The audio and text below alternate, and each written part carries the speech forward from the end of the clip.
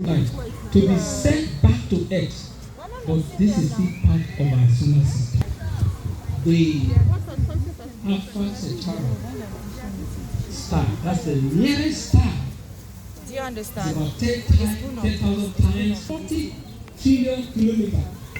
For these kinds of this, how long it will take for light to travel that?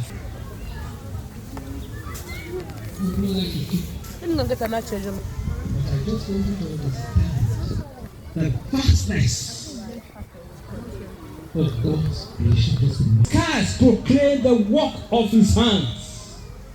So you can't doubt God. Night after night, they travel. No sound is heard from them. All the earth. All the earth. All the earth. In the heaven, a bridegroom coming out of his chamber like a champion rejoicing to run in his course. It rises in circuit to the other. Nothing is deprived of its wants. Lewis says that Psalm 19 and one of the greatest lyrics in the world announced God's power in nature.